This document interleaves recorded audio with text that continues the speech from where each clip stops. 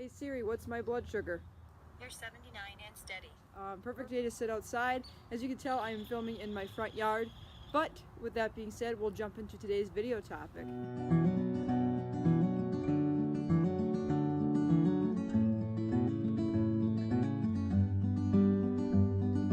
Hey everyone, it's Maddie. Welcome back to my channel. And as you can tell, I'm filming outside. It is an absolute beautiful day.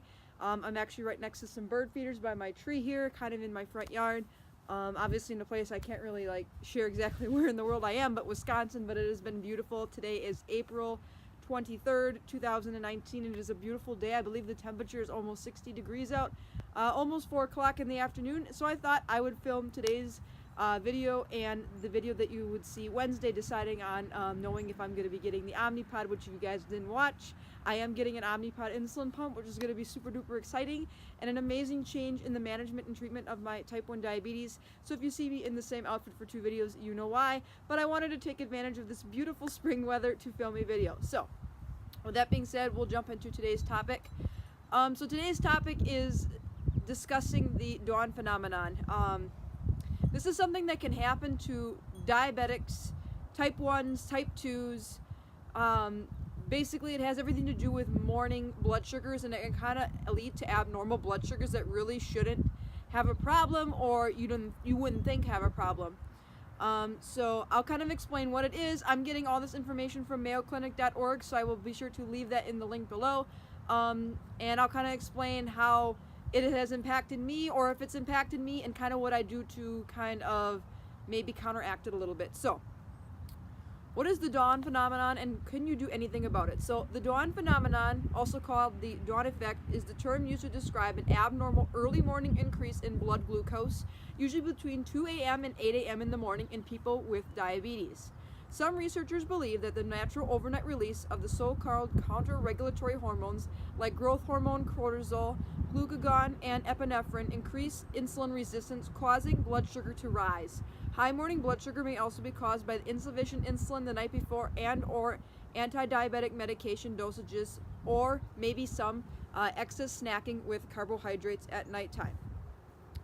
So, this can be caused by many different things, but I do definitely agree with the dawn phenomenon being hormonally related. From what I've read and understand, it's kind of based upon your body kind of anticipating you waking up, so it'll kind of dump your liver will spill a bunch of hormones into your body, or organs will spill a bunch of hormones into your bloodstream, and it kind of induces the body to get a quick energy boost, and having natural hormonal rises can trigger a rise in blood glucose. Ladies, you know I talked about menstruation. The hormones like estrogen and progesterone can definitely impact your blood sugars.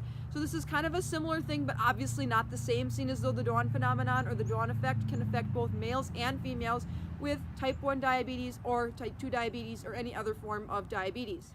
So how do you know if it affects you? So if you wear a continuous glucose monitor like me, you might see a slight rise in blood sugars between 2 and 8 a.m. depending on when it hits you and when it doesn't hit you. I've seen this happen to me around 6 a.m. where my blood sugar will head a little bit up, and then it'll come down nicely from my basal insulin. I can see kind of a random whoop, like a little spike, and then it'll come down. The dawn effect that I've had has been very, very minor. It's not nothing crazy where I go to bed with a blood sugar of say 105, which is really, really good, and I wake up with a blood sugar of 230. I've never had a major dawn effect, so I haven't really noticed too many issues, but sometimes I've gone to bed with a blood sugar of 105 and wake up with a blood sugar of 130. This could be caused by the insulin resistance of the dawn phenomenon. So how can you kind of work around this? So first of all, I definitely believe it has everything to do with eating dinner the night before. I do believe if you're eating heavier carb snacks or snacks that are really gonna drive your blood sugar high, possibly into the night, that can have a huge effect on your morning fasting blood sugars. And I'm a huge believer in normal glycemia, and I believe that you can kind of cut out some of that high blood sugar with not eating a bunch of crap before you go to bed, or even just carbs in general. If I'm going to eat a snack before bed, it's going to be something that's lower on the glycemic index. Things like cucumbers, cheese, meats, maybe crackers or popcorn, because for me, they have carbohydrates, but they are mildly impact my blood sugar, if that makes sense. It doesn't really drive my blood sugar sky high, but I do avoid things like candies, cookies, desserts, drinks that have any type of carbs and heavy caffeine. just because I don't want anything to possibly add to that blood sugar spike in the morning. But the main thing that can really help with the dawn phenomenon is getting your insulin dosages right. Now, I'm going to be switching to an Omnipod insulin pump, which is going to be super convenient for controlling basal rates at different times. So if I notice that between 5 and 6 a.m., my blood sugar starts to head up, I could have a set temporary basal or a basal rate that's a little bit higher per hour for while I'm sleeping during those hours, so that my blood sugar stays stable and doesn't go up, and then return to normal basal doses without that outside of that time frame. But currently, since I've been on MDIs for over 9 months, since I've been diagnosed over 9 months ago, the best thing you can do is nail your a one-time basal dose, or you may have to split your basal dose in half. Dr. Bernstein actually splits his basal dose, and he actually takes a shot before he goes to sleep.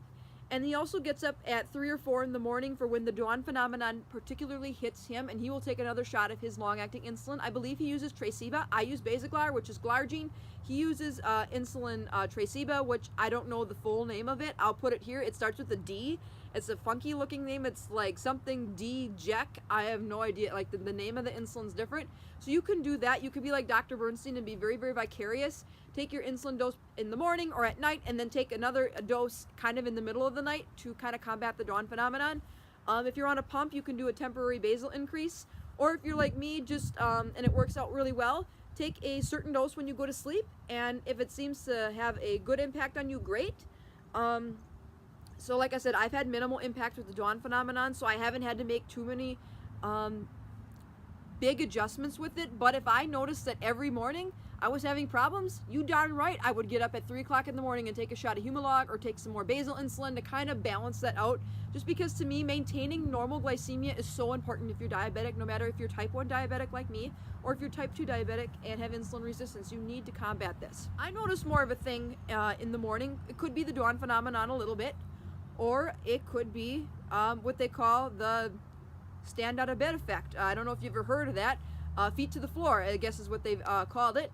Sometimes I notice my blood sugar's good, and then when I sit up out of bed for about 5 minutes on my Dexcom, it'll kind of just go up maybe 3 or 4 points or milligrams and then drop down.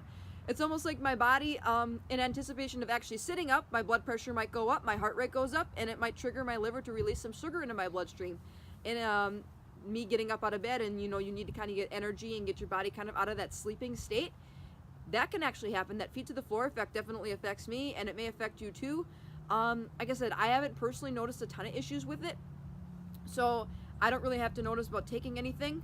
But sometimes even like during breakfast or after breakfast, my blood sugar will kind of go, it won't like skyrocket because I do pre-bolus and I do make sure I eat a breakfast I know I can bolus for. But sometimes I notice on my graph it'll kind of be like this, where it'll up and down, up and down, up and down within the first 2 to 3 hours of me getting up. And that could have everything to do with dawn phenomenon kind of kicking in and kicking out, and it could be the feet to floor effect. So there are definitely different ways that you can get around this, but the main 3 is don't eat a lot of heavy snacks at night. Make sure your insulin dosages are correct, and if they're not correct or you need to make big changes, please do so. Know that what happens to my body is going to be way different than what happens to yours, but the dawn phenomenon is something that you should know about as a diabetic. And know that it can impact you, and it may impact you in some way, shape, or form, or it may impact you and you don't even realize it. Like me, mine is so mild it doesn't really make a difference. There's little chipmunks and gophers running around.